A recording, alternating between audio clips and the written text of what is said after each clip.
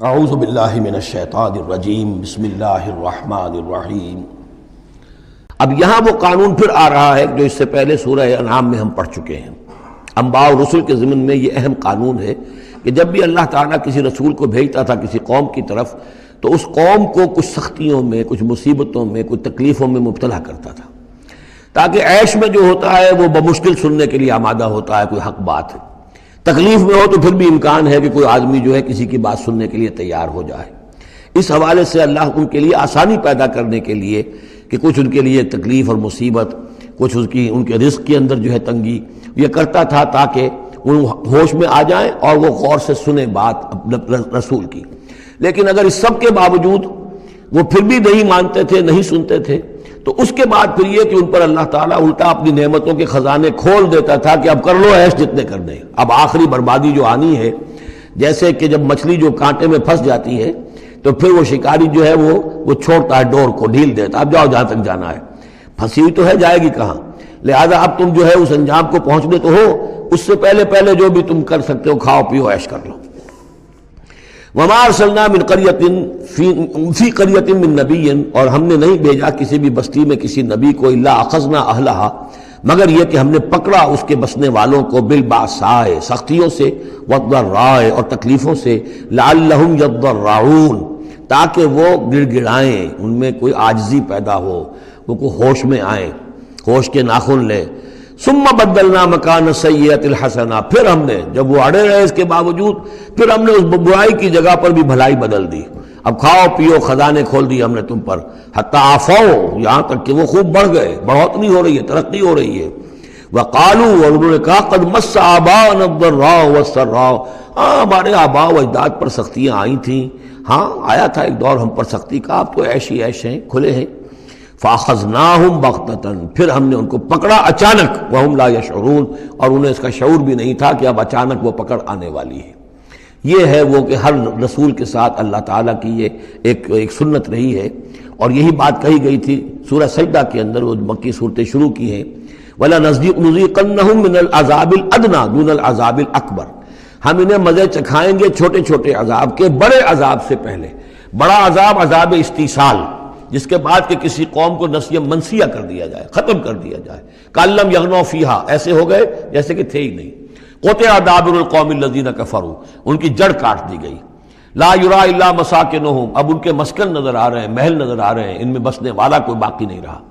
یہ جو تعبیرات ہوتی ہیں یہ ہے عذاب الاکبر، لیکن اس عذاب الاکبر سے پہلے یہ گویا کہ تنبیہات آتی ہیں جگانے کے لیے، ہوش میں لانے کے لیے، جس کو کہا گیا ہے وَلَنُذِيقَنَّهُم مِّنَ الْعَذَابِ الْأَدْنَىٰ دُونَ الْعَذَابِ الْأَكْبَرِ لَعَلَّهُمْ يَرْجِعُونَ، شاید کہ یہ لوٹ جائیں۔ وَلَوْ أَنَّ أَهْلَ الْقُرَىٰ آمَنُوا وَاتَّقَوْا، اور اگر یہ بستیوں والے ایمان لاتے اور تقویٰ کی روش اختیار کرتے، لَفَتَحْنَا عَلَيْهِمْ بَرَكَاتٍ مِّنَ السَّمَاءِ وَالْأَرْضِ، ہم ان پر کھول دیتے آسمانوں اور زمین کی برکتوں کے خزانے۔ وَلَٰكِن كَذَّبُوا فَأَخَذْنَاهُمْ، لیکن انہوں نے تکذیب کی، جھٹلایا، تو ہم نے ان کو پکڑا۔ بِمَا كَانُوا يَكْسِبُونَ، ان کے کرتوتوں کی پاداش میں۔ أَفَأَمِنَ أَهْلُ الْقُرْآنِ يَأْتِيَهُمْ بَأْسُنَا بَيَاتًا وَهُمْ نَائِمُونَ، یہ اس سورہ مبارکہ کی شروع کی آیات یاد ہوگا کہ بالکل اسی طرح کی تھی۔ تو کیا یہ بستیوں والے اب جو یہ بستیوں میں آباد ہیں یہ اس سے بالکل نچنت ہو گئے ہیں کہ ان کے پاس نہیں آ سکتا ہمارا عذاب، جبکہ وہ رات کو سوئے ہوئے ہوں، یا وہ ہم نائمون بیاتن، رات گزار رہے ہوں اور سوئے ہوئے ہوں۔ اب امن اہل القریٰ ان یاتیہم باسنا ضحی وہم یلعبون، کیا وہ نچنت ہے اس سے کہ کوئی عذاب نہیں آ سکتا صبح کے وقت جبکہ وہ کھیل رہے ہوں؟ افامنوا مکر اللہ، تو کیا وہ امن میں ہو گئے ہیں، نچنت ہو گئے ہیں اللہ کی چال سے؟ فلا یامن مکر اللہ الا القوم الخاسرون، تو اللہ تعالیٰ کی چال سے اپنے آپ کو امن میں محسوس نہیں کرتا مگر وہی کہ جو خسارہ پانے والا ہے، تباہ ہونے والا ہے۔ اولم یہد للذین یرثون الارض من بعد اہلہا، تو کیا ان لوگوں کو ہدایت نہیں ملی جو کسی قوم کی ہلاکت کے بعد وارث ہوئے زمین کے، اللہ نشاء اصبناہم بذنوبہم، کہ ہم چاہیں تو ان کو بھی ہم پکڑ لیں ان کے گناہوں کی پاداش میں۔ جو وارث ہوئے زمین کے، اس کے رہنے والوں کے بعد، ہلاک ہونے کے بعد، من بعد اہلہا، تو کیا انہیں یہ سبق حاصل نہیں ہوا؟ کیا قوم سمود نے سبق نہیں سیکھا قوم عاد کے انجام سے؟ قوم عاد نے کیوں سبق نہیں سیکھا قوم نوح کے انجام سے؟ اور قوم شعیب نے کیوں سبق نہیں سیکھا قوم لوط کے انجام سے؟ اولم یہد للذین یرثون الارض من بعد اہلہا ان لو نشاء اصبناہم بذنوبہم ونطبع علی قلوبہم، اور ہم ان کے دلوں پر مہر کر دیا کرتے ہیں، فہم لا یسمعون، تو وہ سنتے ہی نہیں۔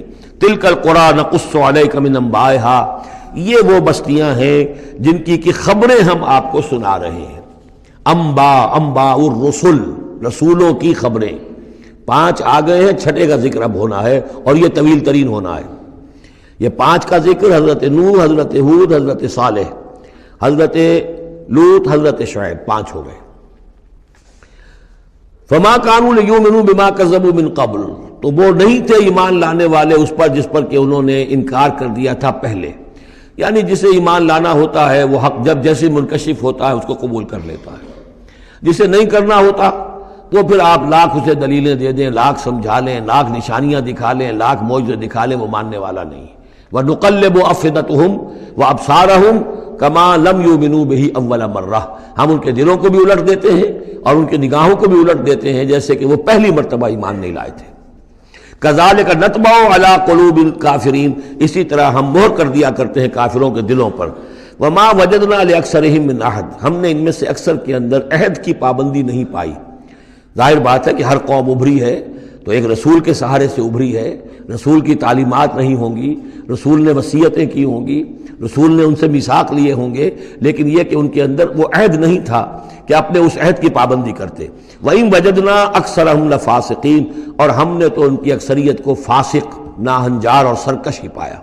صدق اللہ العظیم۔